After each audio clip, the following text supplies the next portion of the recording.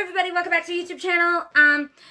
Today we are going to be doing a review for the musical Hadestown, and I will be telling you guys a bit of the story. So if you've never seen the musical or never heard of the story and you want to wait till you see the musical, I advise you skip this video. Thank you to everyone who's been leaving me suggestions for the Thomas and Friends Try Not to Sing challenge video I'm going to be making. I will be making and uploading it tomorrow. I'm sorry, I'm tired this afternoon. But please be patient with me, and I will upload it soon. If you have a Thomas the Tank Engine or Thomas and Friends song you want me to react to, let me know in the comments below. Send me a link to it, or just make a suggestion. And I tried to react to Gordon in the Mud, but I got a copyright claim. I don't know why, but I just did, and it really pissed me off. So if you guys have an episode I could react to, leave it in the comments below. That would be great. I would really appreciate that. Oh, I'm still looking for episodes myself, but to help me, tell the story of Hadestown, because there are certain words I can't really say or describe, and certain characters, their names are a little difficult. So this website, I don't know if you can see that. Yeah, this website has a bit of the story, so I won't be telling the whole thing, but I will use it sometimes to look. So, it starts in the Depression era, where Orpheus falls in love with Eurydice, and he wants to marry her. But of course, with both of them living in poverty, Eurydice, doubts him, and, again, I'm sorry for the yawning, and because she wants to live in solidarity. And Orpheus said that the song that he's writing will provide what they need. And hang on, I have to find her name again. And that's when you would hear the song, those songs called crap, I just had them. Here we go. Wedding Song and Come Home With Me. So fast forward a little while, Persephone comes up. And we all know the story of Persephone and Hades. They come up, she comes up, spring and summer, goes back to Hadestown, fall and winter. But what I like about this story is there's a train that they use to get back to Hadestown. The wall, though, really confused me. The wall confused me at first, and we will get to that in a bit. Crap, I kind of jumped ahead of myself. Let's move on. Anyway, but by the time she goes back down, but before she goes back down, Orpheus is telling everyone how much he loves Eurydice and how they're going to have a happy, loving life together. And, hang on, what's the word they used? Sorry. Here we go. Wait. No, that's not it. Here we go. Stability, yeah. Hang on, sorry. Trying to pronounce this word. It doesn't matter, I'll just call it hardships. He keeps saying about the hardships that they will face together. So when Persephone goes back down, winter, snow, winter pig. I know it wasn't winter pig, but I had to say it with the snow. Anyways, Orpheus is working on a song, but Eurydice is like, look, and she didn't say this, but you get where I'm going with this. She's like, Orpheus, you gotta help me out here. I need help with wood, firewood, food. She was getting frustrated with Orpheus because all he seemed to care about was working on his song. And this made Eurydice very, very mad. I mean, imagine being in her shoes where your fiancé is working on his song and you're just doing all the work, getting the firewood, doing what you need to survive the harsh winter. Now, this part gets a little confusing because a lot of big words. There we go. Hades Underground Factory. Wait, what it comes back? A long train, Hadestown, blah, blah, I just said that. Yeah, I just said that. Oh, yeah, I forgot to mention this. As Persephone voices her misery at, having to return to the factory. Now, I don't know if you guys know the story of Persephone, but Hades fell in love with her. He brought her down to the underground, to the underworld, and, long story short, she ate some pomegranates, I think it was. Wasn't it pomegranates? Yeah, I think it was pomegranates. I don't remember. I haven't heard this story since I was in, junior, elementary school. But, anyways, Oh, sorry, again, I'm sorry about the yawning. Anyways, when Hades realizes what she's done, she's up there. She has to come down for several months, and then she could go back up to visit her family for a few months. So spring and summer, fall and winter. Anyways, so I'm sorry if I forgot to mention that. Like I said, I might miss a few parts, so that's why I'm using this to help me. Like a guide for me. I literally had to use this when I was watching the musical, like to understand it, because there were certain characters I just couldn't hear. But I do recommend you watch it. It's just like the background characters you can't hear, but it did help me to understand the story bit by bit. Anyways, so, hang on. Here we go. Orpheus, Eurydice, watches Persephone's voice misery, having down the factory. Orpheus condemns Hades for treatment of his workers, but Eurydice was intrigued. Anyways, as the winter progresses, Orpheus continues to write music while she's working, blah, blah, blah. We get that. And that's the one thing I don't like about this. Orpheus, I get he wants to work on his song, but he has to remember, if he's going to be with Eurydice, he would have had to help with some of the work. Now, you noticed I said was. I'm not going to say why. I'm going to see if you guys can figure it out. And then I'll explain at the end what happened. So, hang on. Yeah, I was right. Hades leaves his factory to find someone who will appreciate his safety and comfort. And who does he run into? Eurydice. So, him and the Fates try to convince her to come down to Hades Town. And the Fates are telling her how she should put her survival first, how she should just forget Orpheus, be like, forget him, come down to Hades Town, you will be safe, and Fates. I can't believe she fell for that. I mean, hello, what are you doing? So, but the sad thing is, she agreed to it, and she made a deal with Hades. Hang on, let me pull up that deal because I want to describe it in a way that it's not me making it up. Oh, yes, when Orpheus finds out that she's gone through Hermes, let's just say his heart, his heart broke in two because he feels so bad because he's only been focusing on his song and literally says, like in the musical, he goes, Eurydice, and then Hermes is like, hey, the big artiste, aren't you working on your masterpiece? And then he says, where is she? And he's like, what do you care? You'll find another view somewhere. And she's like, where is she? And he's like, I forget some of the words. He's like, but what if I said she's down below? And he's like, down below, 6 feet under the ground below. And that's when he realized, crap, she's in Hades Town. And he felt so bad. So Hermes gave him a way to get to Hades Town to save Eurydice. But what he didn't know was that Eurydice made a deal with Hades. She wanted to go back, but she made a deal with Hades saying that she couldn't go back up above you know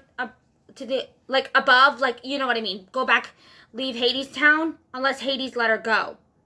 And she agreed and signed the deal. So now, after she signed this deal, she couldn't leave. And that was stupid. I'm sorry, but that was kind of stupid. But she didn't know that Orpheus was on his way to find her and bring her home.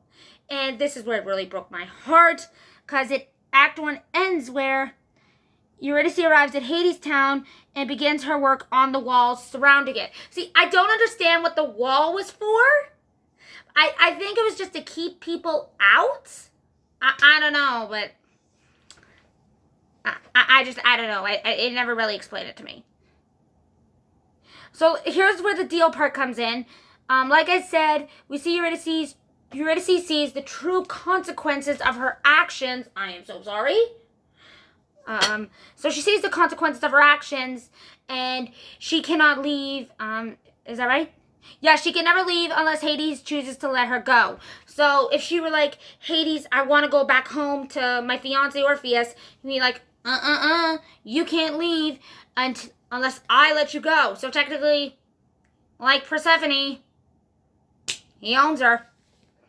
Which technically I think is wrong. You can't own anybody. Anyway, so Orpheus is in Hades Town looking everywhere for her. When he finds her, he's begging her to come back. But then he finds out about the deal he Eurydice made with Hades, and he is emotionally upset, and he's singing his heart out about how he feels he lost Eurydice forever because she agreed to the deal. And Eurydice is feeling bad, and Persephone is hearing his song, and she goes to Hades, is like, please, just let them go. He loves this girl. Like, he wouldn't have come down for her if he didn't love her. And this made me cry. I am like, what did you do, Eurydice? And, you know, it sucks that they had to go through this. Honestly, I hated that she went through this. I hated it so much. So, but, hang on, if I remember correctly, hang on. Oh, yeah. Persephone tells him about how beautiful his songs are. So, Hades gives Orpheus a chance to sing a song for him. And that song is actually the one he's working on about Persephone and Hades and how Hades loves Persephone. And of course, after the song is done, he doesn't know what to do. So he goes to the Fates, and the Fates have an idea. They say he can leave, but they can't walk hand in hand, side by side. Orpheus would have to be in front, Eurydice in the back. They thought it was a trap, and Hermes was telling them this. And Hades agreed to it when the Fates told him this. I should have said that first. But then Hermes goes to them and says, you won't be walking hand by hand, side by side. Like, Orpheus has to be in front, Eurydice in the back.